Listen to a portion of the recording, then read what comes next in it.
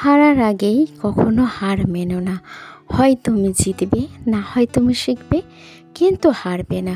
কারণ প্রতিটি ব্যর্থতার মধ্যেই লুকিয়ে থাকে নতুন এক শিক্ষা, যা তোমাকে আরও শক্তিশালী হতে সাহায্য করবে।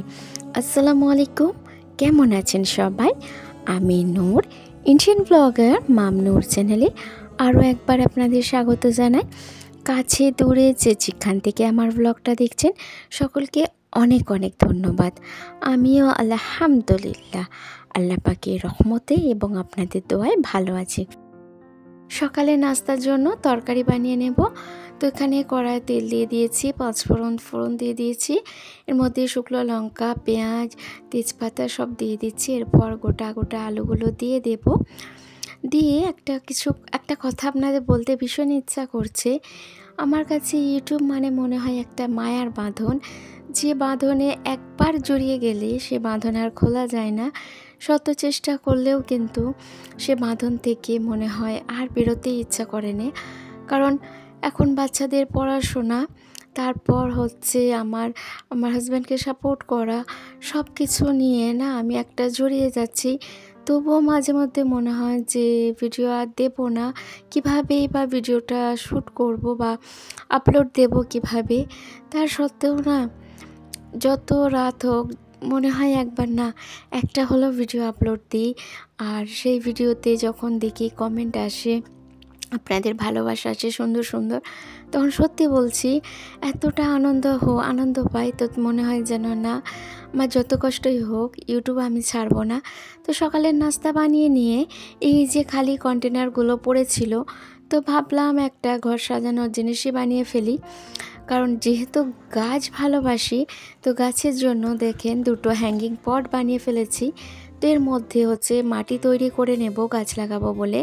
তো এখানে আমি মাটিগুলোকে বের করে নিচ্ছি, আর এর সঙ্গে হচ্ছে জৈব সার মেশাবো, যেটা কিনে এনেছে, ভাইয়া কিনে দিয়েছে, যে জৈব সারগুলো লাগালে এর সঙ্গে গাছ ভালো হবে। তো এখানে সারটা আমি দিয়ে দিচ্ছি, দেখতে পাচ্ছেন এটা। তো এর সঙ্গে ভালো করে মিশিয়ে আমি গাছগুলো লাগাবো। তো এইগুলো তো আমাদের ছোট ছোট গাছ, আর একদিন আপনাদের সঙ্গে শেয়ার করব কি আমাদের বাগানে আম বাগান আছে আমাদের, মাশাআল্লাহ এত সুন্দর ওখানটা। এবং সেখানে আম গাছ আছে, কাঁঠাল গাছ আছে, নারকেল গাছ আছে, আমাদের তাল গাছ আছে, মানে গাছে ভরা আছে। তো সবগুলোই আপনাদের সঙ্গে শেয়ার করব। তো তার আগে মাটিগুলো কন্টেনারের মধ্যে দিয়ে দিচ্ছি। তো এর মধ্যে মাটিগুলো ভরে নিচ্ছি। আমাদের পুকুর আছে, তো সেই পুকুরে না প্রচুর মাছ হয়েছে এবারে। যেদিন মাছ ধরা হবে তো চেষ্টা করবো ইনশাল্লাহ যদি ভিডিও দিতে পারি।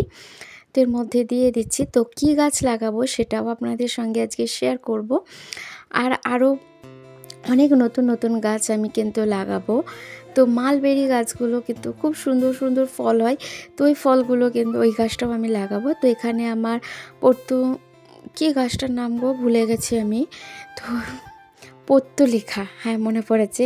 আমাদের এই পর্তুলিকা গাছগুলো আমি এখান থেকে যে মোটা মোটা ডান্ডিগুলো আছে সেগুলো কেটে নিচ্ছি, নিয়ে এবার এগুলো ওখানে বসিয়ে দেব। এই গাছটা আমি কলকাতা থেকে কষ্ট করে নিয়ে এসেছি বয়ে, কারণ এটা আমার খুবই প্রিয় গাছ। আর যখন ফুল হয় দেখতে মাশাআল্লাহ এত ভালো লাগে। তো এরপর হচ্ছে কি মাটিটা যেহেতু ভিজে ছিল, তো আমি আর পানি দিলাম না। তো এটার মধ্যে হচ্ছে গাছগুলোকে এইভাবে লাগিয়ে দিচ্ছি।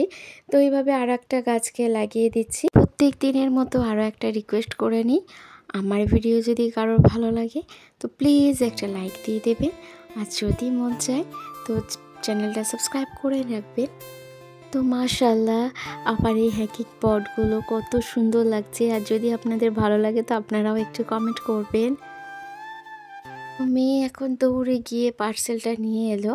তো অর্ডার করেছিল একটা টেবিল, দেখেন এটা ওর পড়ার জন্য। যেহেতু ওর চোখের প্রবলেম না, ওর এমনি বসে পড়তে ভীষণ অসুবিধা হয়, তো ওই জন্য এই টেবিলটা অর্ডার করেছিল। তো খুব সুন্দর হয়েছে মিশো থেকে। তো এরপর হচ্ছে বিকালবেলা আমি আর ভাইয়া গিয়েছিলাম একটু ঘুরতে। তো আজকের মতো ভিডিওটা এতটাই। দেখা হচ্ছে পরের ব্লগে। আল্লাহ হাফেজ।